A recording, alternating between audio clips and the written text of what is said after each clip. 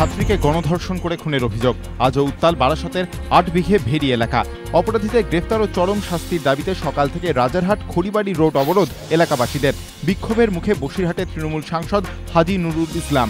ভাঙচুর করা হয়েছে সাংসদের গাড়িও। পুলিশ সূত্রে খবর, গতকাল বিকেলে লেকটাউন থেকে পরীক্ষা দিয়ে কান্দুনি ঘোষপাড়ায় ফিরছিলেন বিয়ে দ্বিতীয় বর্ষের ওই ছাত্রী। সেই সময় তাকে রাস্তা থেকে জোর করে তুলে নিয়ে পাঁচিল ঘেরা একটি অস্থায়ী ঘরে কয়েকজন দুষ্কৃতী ধর্ষণ করে বলে অভিযোগ। পরে তাকে শ্বাসরোধ করে খুন করা হয় বলে অনুমান পুলিশের। ঘটনাস্থলে গিয়ে বিক্ষোভের মুখে পড়ে পুলিশ। পরে পুলিশের পদস্থ কর্তারা গিয়ে অপরাধীদের গ্রেফতারের প্রতিশ্রুতি দিয়ে দেহ ময়নাতদন্তে পাঠান। ঘটনায় এখনো পর্যন্ত 3 জনকে গ্রেফতার করেছে পুলিশ। ব্যারাকপুর কাণ্ডে গ্রেফতার আরও 11। সাংবাদিকদের ওপর হামলার ঘটনায় এই নিয়ে মোট গ্রেফতার করা হলো 14 জনকে। ধৃতদের মধ্যে 3 জন স্থানীয় তৃণমূল কর্মীও রয়েছেন।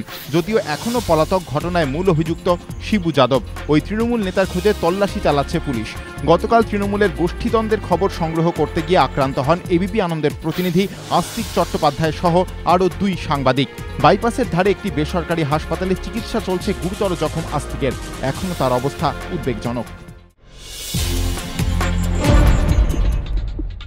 একদিকে যখন সংবাদ সংগ্রহ করতে গিয়ে আক্রান্ত সাংবাদিক, তখন বিরোধী দলগুলিকে মনোনয়ন জমা না দিতে দেওয়ার ফতোয়া জারির পরই জেড ক্যাটাগরির নিরাপত্তা বীরভূমের জেলা তৃণমূল সভাপতি অনুব্রত মণ্ডলকে।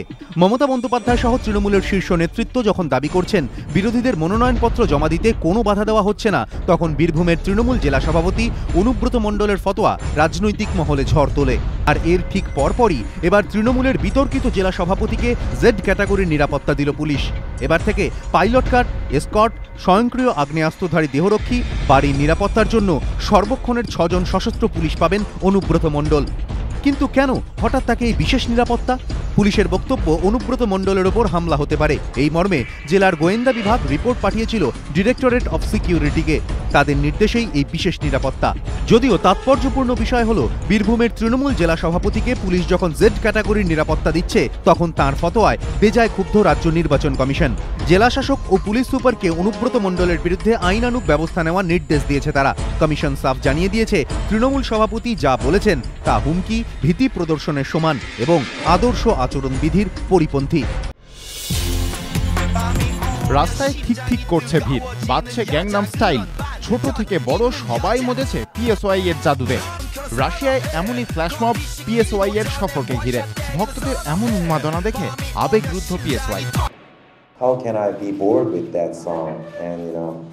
And I think I gotta do that. If I have more hit songs from now on, like if I have, let's say, 10 hit songs in Russia, but still, no song's can beat the Gangnam Style, I think. ছন্দে ছন্দে সব বাইকে নাচিয়ে রাশিয়ায় নিজের জনপ্রিয়তা আরও বাড়িয়েই গেলেন PSY.